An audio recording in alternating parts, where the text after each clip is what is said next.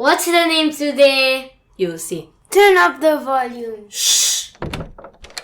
I'm gonna fail math. La ilaha illallah. Assalamu alaikum. I'm being serious. I don't understand anything the teacher says. I am hungry. What's for lunch? Chicken and potatoes in the oven. Did you get the bread? Baba went to get it. Don't eat anything now. We will eat together. Assalamu alaikum. Wa alaikum assalam. How was the exam? Bad, very bad. Too long, not enough time. I didn't answer the last 2 questions. It's okay. What do you have tomorrow? Tomorrow's a break, then I have math. I'm gonna fail math. Stop saying that! And you stop eating!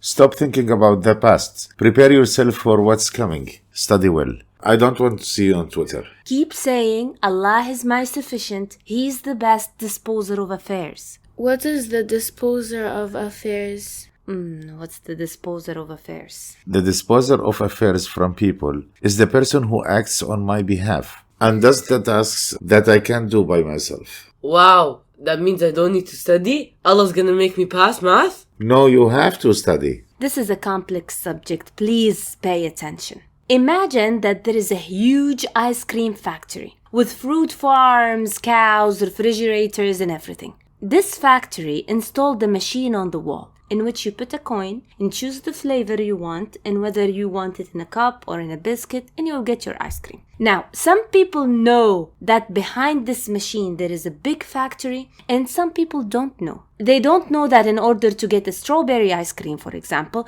we need strawberries, milk, sugar, refrigerators, flour for the biscuit, workers, employees, and many other things to finally get the strawberry ice cream. They think that they just need to put the coin and the machine itself will make the ice cream, okay? Okay, what are we supposed to understand from this example? Okay, Allah is above all comparison. In order to understand the name of Allah Al-Wakil, the disposer of affairs, you should know that everything happens in the universe, no matter how simple it is. In order for it to take place, there are so many factors and details that contribute to it, and that the part that we do and see is only, let's say, 1% of it. So who completes the 99% and fills the deficit that we can't do? Allah. Allah is Al-Wakil, who has entrusted himself to carry out the interests of his servants and manage all their affairs in a way that suits their condition. I still do not understand. Let's take this sentence, for example. If you study, you will pass the exam. This sentence is inaccurate. That's what I said. Just listen. Studying alone doesn't ensure passing exams 100%. There are trillion other reasons that must happen as well in order for you to pass, and you can't control any of them. You must understand, you must remember, you must not get sick and not get angry and not get sad so you don't lose focus. You must reach the exam hall. Your car shouldn't break down and don't run over a nail. And the passengers of all the cars around you must be alert and focused so they don't hit your car. And so many other reasons that no one knows, neither controls except Allah. So one shouldn't say, if you study, you will pass. The sentence is incomplete. Instead, we should say, if you study, you will pass by the will of Allah. And if we study and passed, we shouldn't say, I passed because I studied. This is a kind of shirk, polytheism. But most of the people who study pass. Most, but not all of them. These exceptions exist so that Allah proves to us that passing is not from studying.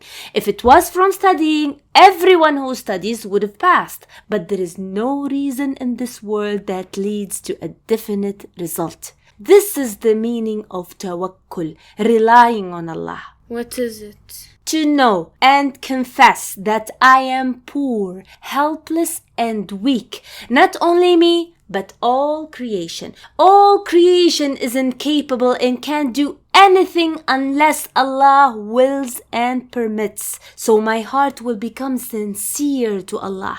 I won't get attached to a person, position, money, or any other reason. I will rely only on Allah. Does that mean that I don't have to study and I should rely only on Allah? No, you should study because Allah made studying a reason for passing. Didn't you just say that reasons don't lead to results? I don't understand. They don't understand what reason means. Pass me the bread, please. Okay, back to the factory. Who installed the ice cream machine? The factory. This machine is a system that the factory made to deliver ice cream to customers, right? Right. But does the machine itself make the ice cream? No. Allah subhanahu wa ta'ala created the universe and created as well a system and laws that we call cosmic reasons. For example, in order to get a tree, you must put seeds, fertilizers, and water, and if Allah wills, the tree will grow. Who created this system? Allah.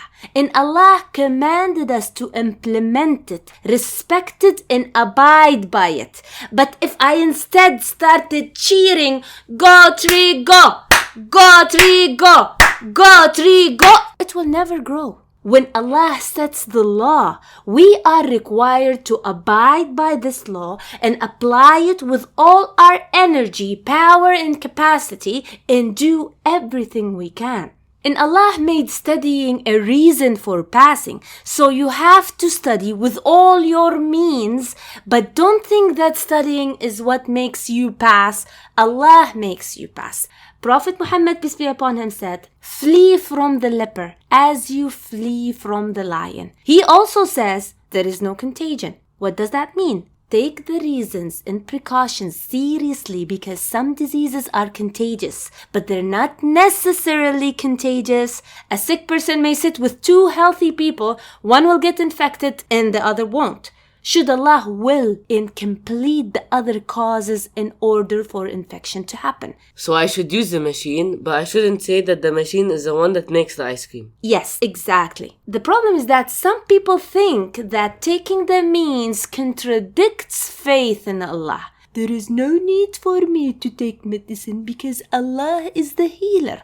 But Allah, the healer, is the one who set the law for every disease there is a remedy. This is not faith. This is what we call tawakkul, laziness, and it's a disrespectful manner towards Allah. But why don't you say that I trust and rely on Allah alone? No, this isn't trust. This is arrogance. You can't go to the teacher and say, I trust you, sir, and I rely on you to give me good grades without doing the assignments. This is nonsense. If you tried but couldn't, that's another story. But if you're lazy, don't expect the results of those who worked hard. You're not special. The outputs should match the inputs, right? How? The type of ice cream that I will get is determined by the button I pressed. If I press the chocolate, I will get the chocolate. the factory will give me chocolate. If I press the banana, I will get the banana. If I don't press anything, I won't get anything. And Allah is above all comparison. Your actions determine the results, and Allah is the one who brings results. A man asked the Prophet, should I leave my camel without a leash and rely on Allah to protect it? He said, no. Put it on a leash and rely on Allah. Do the reason and know that the results are from Allah. Allah, the disposer of affairs, manages your affairs according to your situation and what you're doing. How are you doing? I am fine, alhamdulillah. I'm not asking you how you're doing. I mean, what's your situation? How do you live? If you're hardworking, Allah will give you the life of the hardworking. If you're lazy, then Allah will give you the life of the lazy.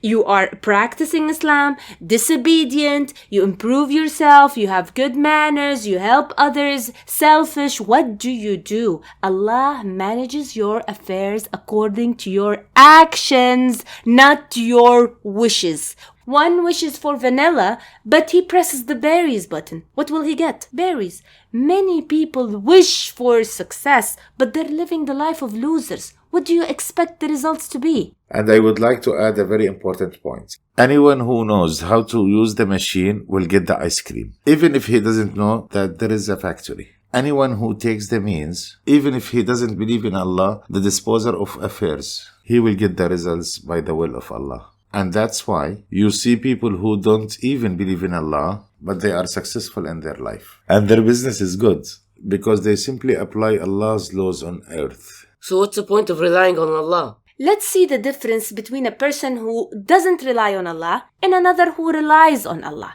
Let's call them Eid and Saeed. Both of them want to start a project to sell t-shirts online. Okay? First of all, Eid will be afraid and hesitate a lot because he is self-reliant. He compares himself with big companies. How will I succeed? I won't be able to. But Saeed depends on Allah and feels supported because Allah fills his deficit. This alone gives him a boost, confidence and courage to start without hesitation. Secondly, even if Eid was encouraged and made the decision to start the project, he will remain in tension and anxiety because he bears the burden of the entire task, thinking about things beyond his control. What if a flood happened? What if war breaks out? What if I get sick? What if I die? And even if he relies on another person, that person may be ignorant, may be incapable, may forget, may betray, may not act wisely, and the person spends on you from your own money and asks for a wage. All these things increase tension and anxiety. As for Saeed, he is reassured because he knows that he is responsible for pursuing only, and the results are up to Allah. He doesn't think of the whole task, but rather he thinks only about the things that he can do. And what about other things? Delegates his affairs to Allah. And Allah is the best disposer of affairs. All-knowing, no one knows more than Him. Strong, no stronger than Him. Merciful, no more merciful than Him. Encompassing, wise, mastermind, owns everything. Gives you your money and gives you rewards on top. What's better than that? And then, if the project was a success, Eid will get arrogant. I did it. I worked hard. Come on, thank me, respect me, and appreciate me. As for Saeed, he knows that success is from Allah. So he will be thankful, grateful, humble, and attribute all to Allah. He will not wait for appreciation from anyone.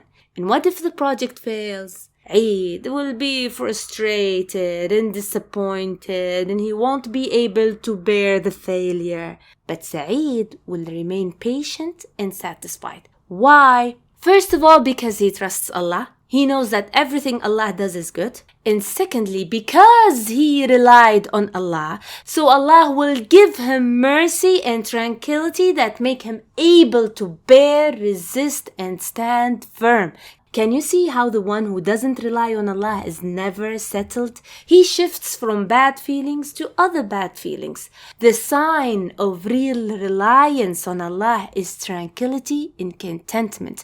If you feel nervous, know that you're not fully relying on Allah. And one last point that is very important. Eid, the one who relies on himself and forgets Allah. His work is cut off, doesn't benefit him in the hereafter. But Saeed, his entire journey is in his good deeds. The ones who rely on Allah enter heavens without reckoning. So I may rely on Allah, but not get what I want? Of course, there is a difference between being guided to your good and getting what you want. Being guided to your good means that the results will come in your favor, but it's not necessary to get what you want. You might be asking for something that is not in your favor because you're not that smart. Are you calling me dumb? I mean, we're all not that smart. We don't have enough information to judge things in a correct manner. And therefore, we ask Allah not to entrust us to ourselves. What do you mean? So instead of helping you to your good, He will help you to get what you want. Imagine, and Allah is above all comparison, that you allow Sila to do whatever she wants.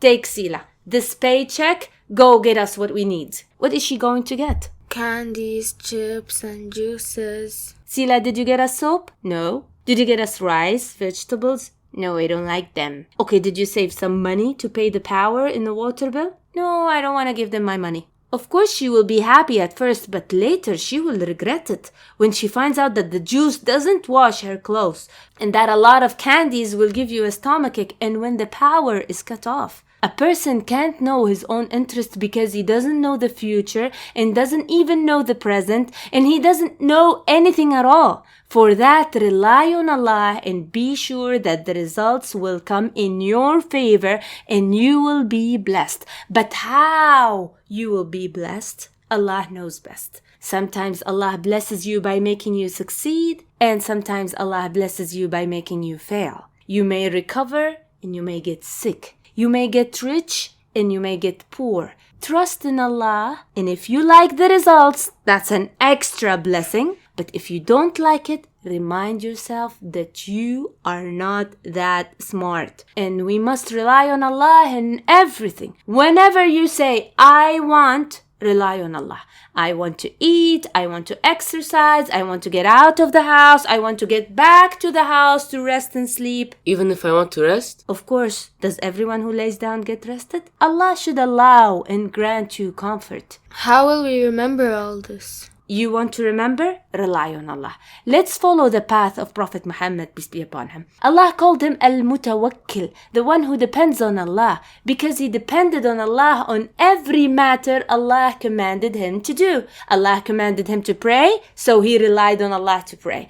Allah commanded him to be thankful, so he relied on Allah to be thankful. He asked Allah for guidance, piety, wealth, chastity, and patience, satisfaction, perseverance, determination, and honesty. He relied on Allah in every matter, small and big, and he used to take all the means possible. He used to plan, consult, take precautions, and work hard. So he was the best of people, the kindest of people, and the bravest of people, peace be upon him. We need to strive to accomplish real relying on Allah, and we need to remind ourselves every day, Allah is sufficient to me. There is no God except Him. I relied on Him, and He is the Lord of the mighty throne. This is so typical. You eat and you leave. You have absolutely no sense of responsibility. I'm coming. Do you like saying these things, Mama? You have no sense, you guys are useless, I'm the only one who works in this house. Makes you feel like a mother, right? How did you know? I know. Just work quietly, okay? And don't tell anyone.